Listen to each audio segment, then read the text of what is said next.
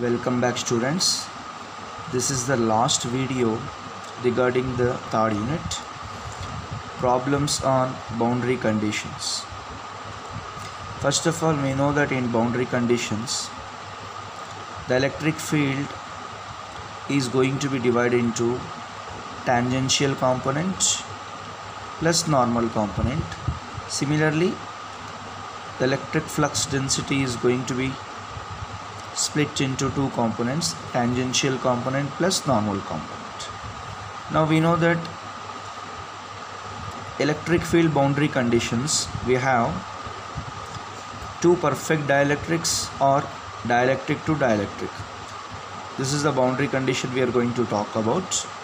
In this boundary condition, we know that the tangential components of both the mediums of electric field intensities are equal, and the normal components of both the mediums of electric flux densities are equal in the region where the surface charge density is equal to 0. Then coming back to the law of refraction, we know that the tangential component can be written as in terms of sign representation. The normal components are going to be written as in terms of cos representation. Now by dividing these two expressions, we have tan theta 1 upon tan theta 2 is equal to epsilon 1 upon epsilon 2. That means if you observe that E1t upon E1n can be written as tan theta 1. Why? Because E1t is nothing but E1 sin theta 1 divided by E1n can be written as E1 cos theta 1. E1 gets cancelled, sin theta 1 by cos theta 1 is equal to tan theta 1. Similarly, E2t upon E2n can be written as tan theta 2. Now coming back to the next boundary condition in electric field, that is conductor to dielectric. In conductor, we know that the electric field and electric flux densities are 0. Then the dielectric boundary conditions are tangential components are equal to 0, normal component is equal to rho s. Then since dn can be written as epsilon en, which is equal to rho s. Then coming to the next boundary condition, conductor to free space. Once again it is conductor, the electric fields are equal to 0. Then since it is a free space, the only difference, if you observe that once again the tangential components are equal to 0, the dn is equal to rho s. In the place of dn you have to substitute epsilon naught en since it is a free space. Now coming to the magnetic field boundary conditions. Okay, up to these are electric field boundary conditions. Now coming to the magnetic field boundary conditions, see two magnetic medium. I am going to consider two magnetic media, mu1 and mu2. Once again the magnetic fields are split into tangential components and normal components. Here the normal components are equal and the tangential components of magnetic field intensities are equal in the region k is equal to 0. If there is a presence of current, then h1t minus h2t is equal to k depending upon the direction of propagation. Then similarly law of refraction can be written as tan theta 1 by tan theta 2 is equal to mu1 by mu2. See, the questions are very easy if you remember the boundary conditions. I'm going to explain two questions, 2 or 3. The remaining should be, you have to be done by your own. Observe very carefully. Two extensive homogeneous isotropic dielectrics meet on plane z is equal to 0. For z is greater than 0, they have given the dielectric as 4, and for z is less than 0, they have given the dielectric as 3. Therefore, I have considered this as boundary condition, and this is z. Why? Because they said that z is equal to 0 plane. Z is greater than 0, that means it is above plane. I have considered the first medium, that is the dielectric, as 4. And for z is equal to less than 0 below plane, I have considered second medium, the dielectric, as 3. If you observe, it is a dielectric to dielectric, right? They have given a uniform electric field E1. E1 they have said exists for z is greater than 0. We know that for z is greater than 0, it is present in the medium 1. We have to find out E2. That means in this plane we have to find out E2. Clear? Now we know that E1 can be split into tangential component and normal component. Since it is given E1 as this term, Since z is normal to the boundary plane, they have given plane z is equal to 0, that is normal to the boundary plane. Therefore the normal component will be in the z direction. This is the normal component.